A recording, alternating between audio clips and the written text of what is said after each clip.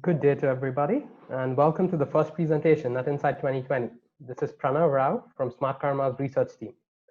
We're pleased to have Hank Calenti, the founder of Credit Continuum and an experienced Financials Credit Analyst, with us this morning. Hank has over 30 years experience analyzing and supervising financial institutions as a sell-side analyst and a central banker. Hank was most recently responsible for all non-US bank research as the head of Yankee Bank Research for Wells Fargo Securities. Prior to this, Hank was the global head of bank credit research for Societe Generale, where his team was voted the top bank research team by Euromoney. In addition, he has worked as an advisor to the governor of the Central Bank of the United Arab Emirates, and he began his career at the Federal Reserve Board. Without further ado, over to you, Hank. Thank you, Pranav. I hope you can hear me. I can. We're good to go. Excellent. Well, first I want to start by saying that I'm honored and humbled to be here with everyone today, but I won't waste any time. I'm going to jump right into it. By the time we get to the end of this presentation, you'll understand why we say that when you purchase bank-contingent capital, you marry it for the foreseeable future. But coronavirus contagion is challenging this contractual relationship. So we recently published a Smartkarma original report wherein we undertook a deep dive on 15, that's 15, of the largest US, UK, and Asia headquartered banks to understand which are better equipped to keep their vows on additional Tier 1 bond coupons and calls. The resulting 50-page handbook guides an investor through detailed analytical constructs to deliver actionable recommendations. So over the next half hour, we will deliver some of our more unique credit fundamental analyses as we present our top picks and pans. We'll also highlight how we construct single security recommendations based on relative value analysis. But for this conference, we'll keep things at a high touch level. We point you to the report for more detailed analysis. And as always, we'll remain available for any questions that you may have at the end. The most immediate risk to contingent capital holders is not conversion into equity or a write-down of par value. Rather, it is that coupons may be canceled. Once canceled, these coupons are not cumulative, and in some institutions, a canceled AT1 coupon does not restrict the ability to pay equity dividends. As shown on this slide, the gap to a potential coupon deferral is really no longer priced within AT1 securities of most global banks. We are not convinced that this will remain the case as the economic damage from coronavirus shutdown reverberates over time. And we think it irrationally optimistic to expect corporate and customer behavior to automatically revert to pre-virus economic activity in the near term. So as a former Federal Reserve Board staff member, I know that forbearance may reduce losses taken in the near term. However, the longer payment system throughput remains low. That is, the longer cash flow remains constrained, the higher the likelihood of an inadvertent liquidity crisis within a financial institution. With this in mind, let's first jump to the conclusions early on. Here we present our top picks and pans based on fundamental assessments from an AT1 investor's perspective. In our view, the top 5 banks exhibit credit fundamentals which are beneficial to AT1 investors, while the bottom 5 simply do not. Now, that is not to say that bonds issued by the top 5 are our top picks, as the market may overprice these securities, as we'll show later on. However, given a choice between a security issued by one of these top 5 and that from another, we would prefer one of our top picks, all other things equal. Within our top 5, China Construction Bank and Bank of America are a close second to Bank of China, Hong Kong.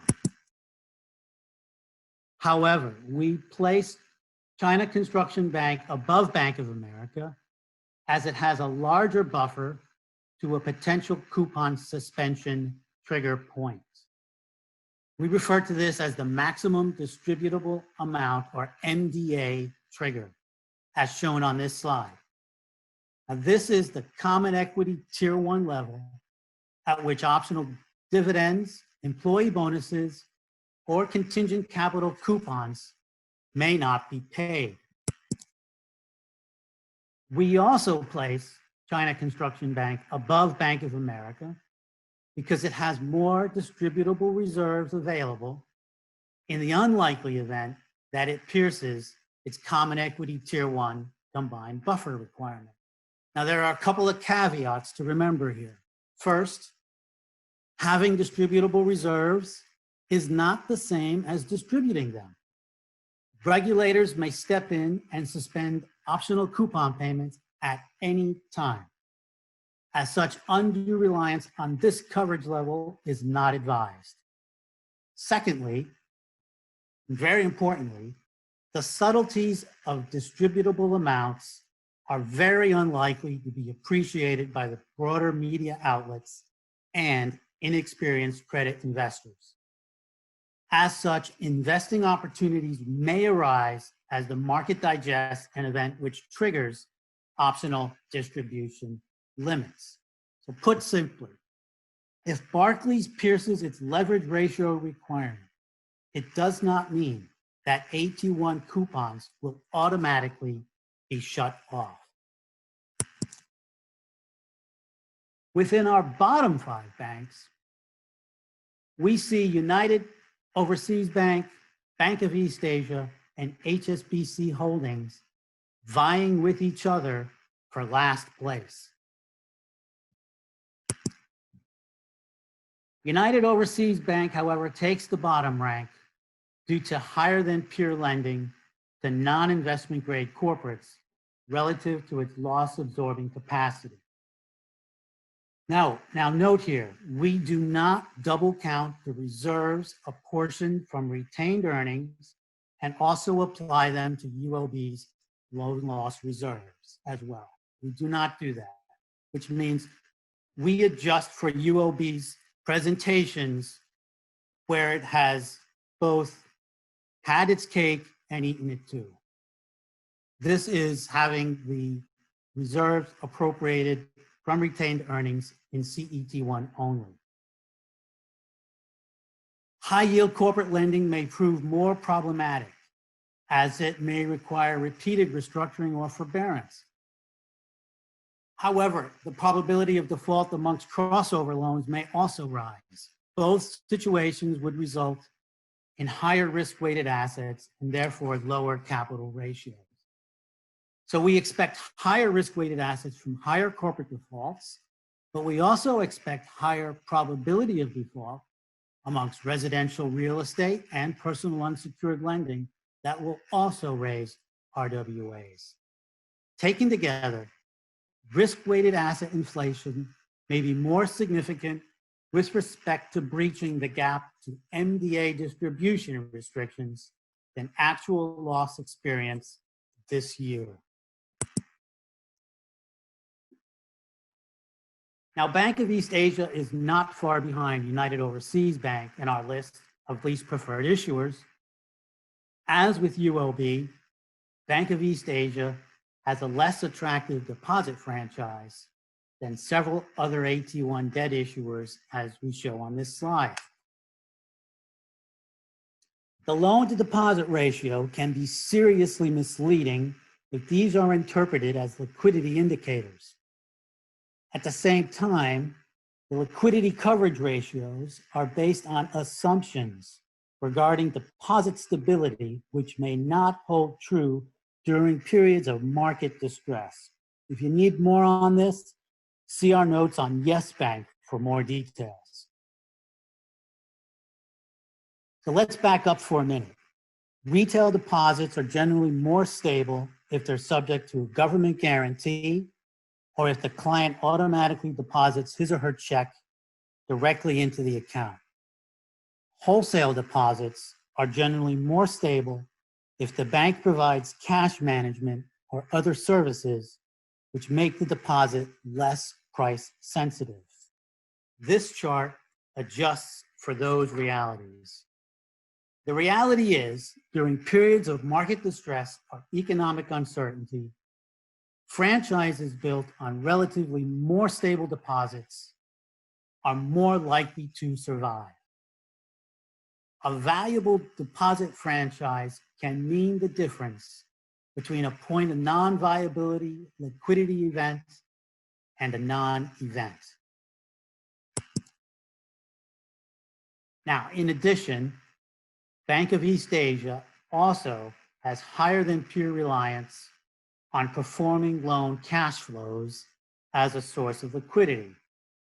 Cash is king. Over the long term, the going concern status of a financial institution is dependent on liquidity. This requires a receipt of cash flows, pretty simple. But the greater the number of borrowers that defer payments, combined with the longer these payments are deferred, the greater the risk. So Bank of East Asia does not start from an advantageous position by this metric. Back to our top picks and pans. HSBC vies for last place due to higher than peer exposures to commercial real estate, while exposure to high yield corporate loans is second only to UOB relative to their respective loss absorbing capacity. Level 3 assets at HSBC are also a similar proportion of common equity tier 1 capital as at United Overseas Bank. The main differentiators for HSBC is that its deposit franchise is materially stronger and it is more globally diversified. But the problem here is coronavirus does not respect national borders. As such, diversification may actually equate with cost complications as borrowers seek forbearance globally.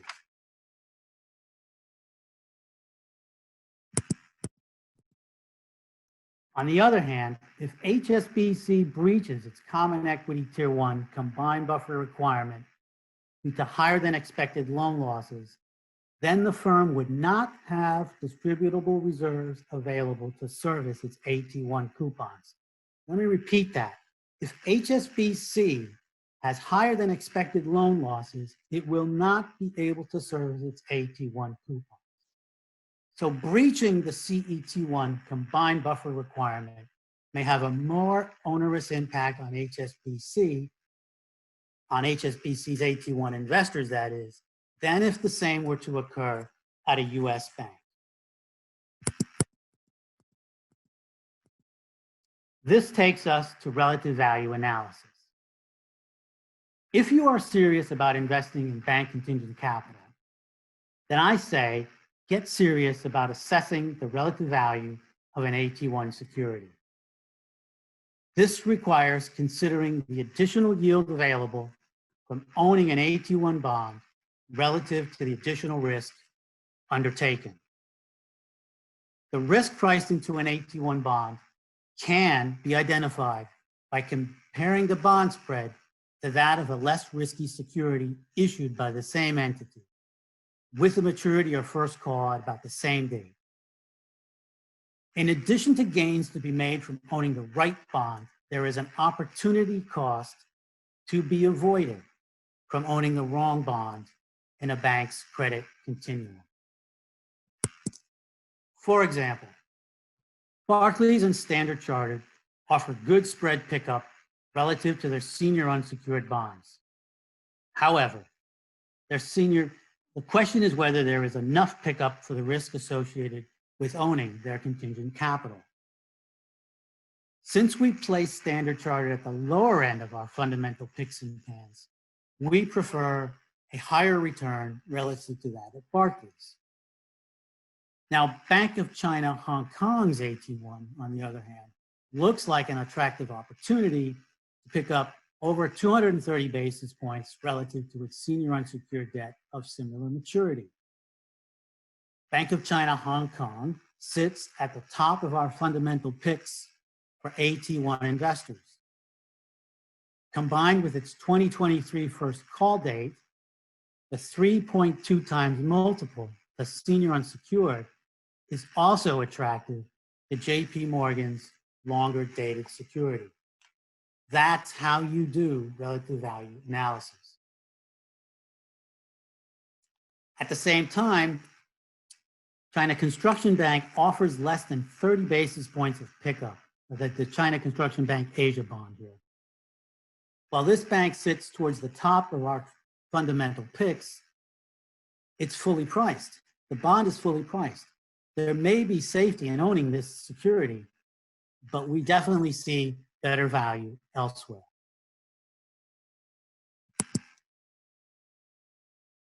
Contingent capital security prices have proven themselves very volatile this year. However, as this downside volatility increased in March, material liquidity evaporated. Security prices were, frankly, aspirational at some points.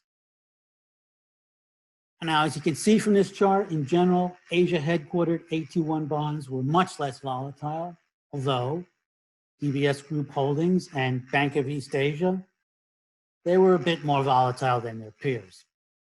HSBCs and Standard Chartered bonds were even more volatile. Clearly, amongst our universe in this report, the US banks were the most volatile, along with Barclays. Nonetheless, given this recent passage of time and expectations of better days ahead, these AT1 bond prices have recovered. We're not convinced that this recovery is sustainable. So we anticipate a jagged, low, upward sloping trend.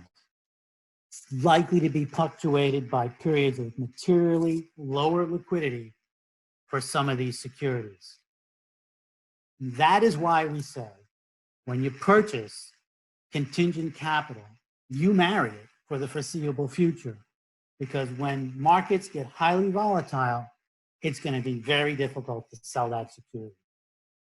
This suggests that investing in contingent capital can be almost as stressful as other important decisions in one's investing lifestyle.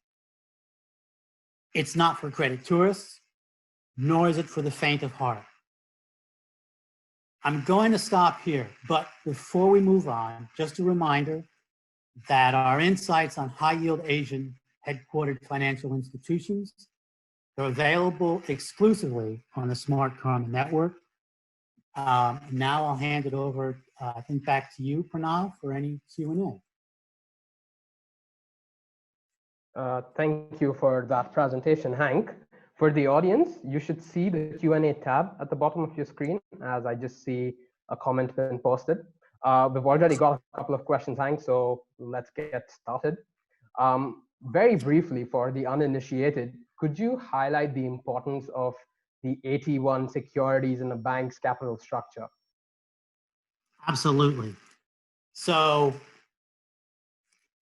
they're the most volatile securities in the bank's debt capital structure outside of equity themselves. They're very important because they fill a gap for the banks with respect to meeting their regulatory capital requirements. You can't meet your regulatory capital requirements with common equity tier 1 all alone. It's too expensive. AT1 offers a cheaper alternative. At the same time, you can't fill your bank capital requirements with less subordinated debt because it's just not permitted.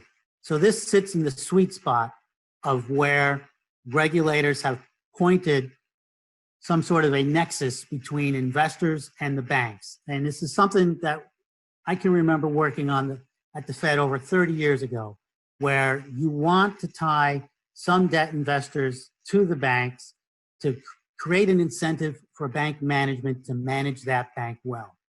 That's what AT1 bonds do. They help. The point here is to get management to be incentivized to manage their banks well, because they do not want to turn off the coupons on these securities. Understood. Thank you. And it looks like your presentation's definitely gotten a lot of questions coming. So I'm going to jump on these as quickly as I can. Next follow-up question to this is, who are the typical investors in AT1? Are private bank customers potentially big holders? So private bank customers can be high net worth individuals, particularly when the AT1 bond market first started. I would say this was around 7 years ago. We saw a lot of high net worth individuals come in, and they were levered to this product. So they took out loans to buy it. We've had a couple shakeouts before the most recent one, and that's driven away a good portion of what I would call the credit tourists. Now it's mostly institutional investors and high net worth with the stomach to see through the volatility. Understood. I think the next, if I club a couple of questions together, I think it's kind of straying slightly away from what you focused on in the presentation, but where within the Asian bank landscape do you see larger risks appearing? You've mentioned Yes Bank briefly. Do you think Indian banks are vulnerable? In addition, if I can club this in, you've mentioned UOB is the bottom of your pan list. Does that mean Singapore banks are potentially more risky than they're typically perceived to be? So thank you. The India headquartered banks unfortunately came into this crisis, the coronavirus crisis, with another crisis already going on. And so this has really put them on the back foot. At the same time, the government's been taking a lot of proactive actions to try and address both issues.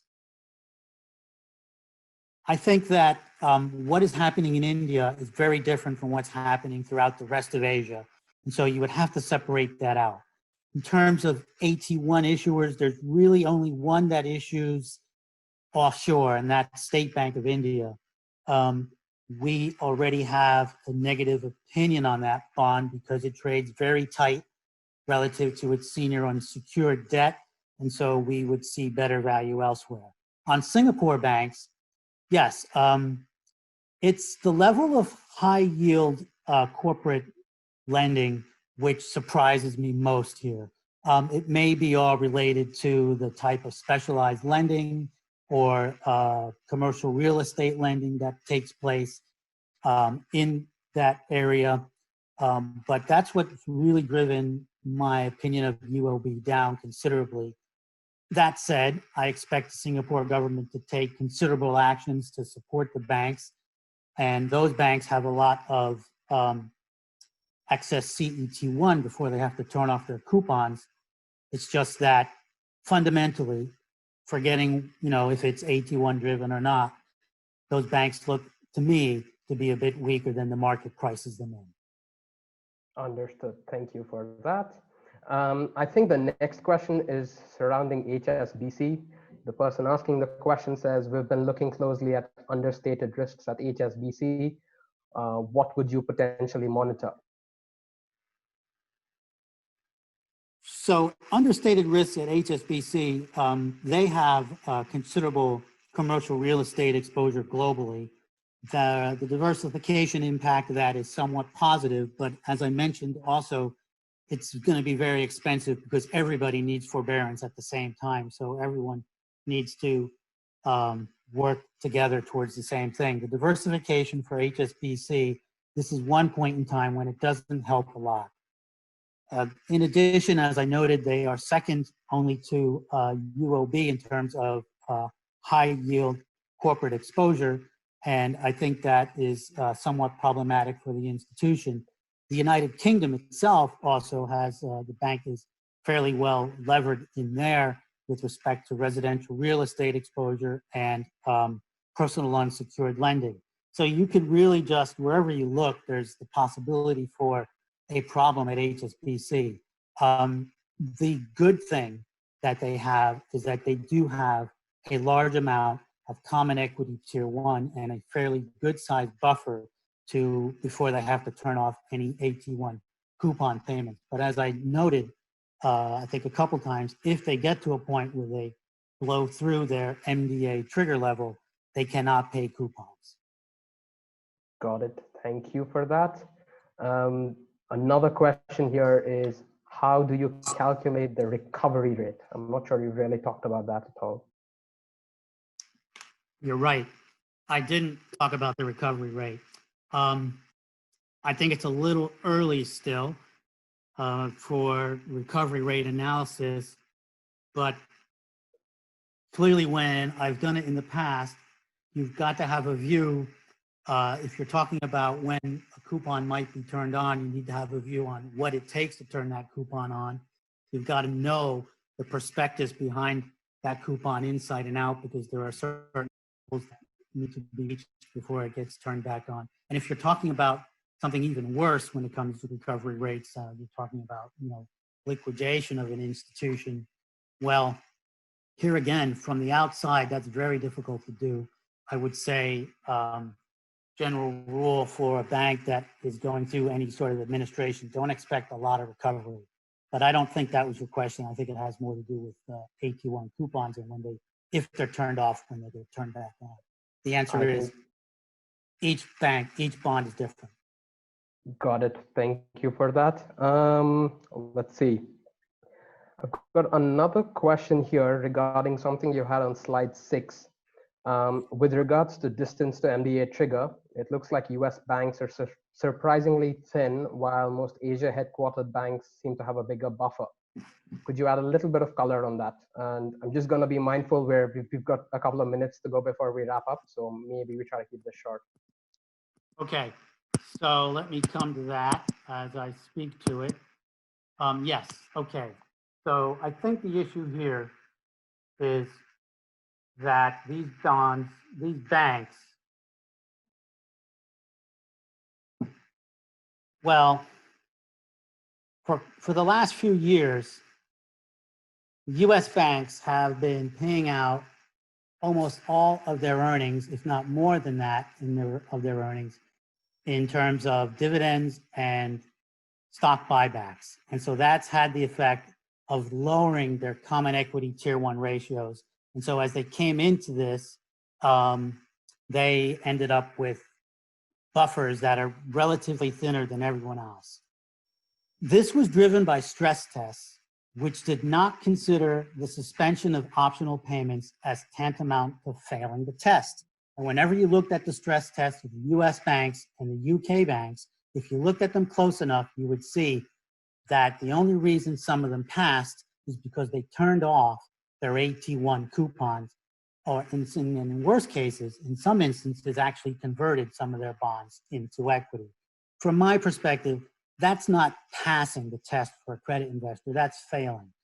And so I think we've been set up for some of these banks, for certainly some of these US banks and some of these UK banks, for a situation where for credit investors, we didn't start off as well off as we could have. Understood. Thanks so much for that, Hank. And I think we've come up on time. Again, I'd like to thank you for the in-depth presentation and for taking our questions, Hank.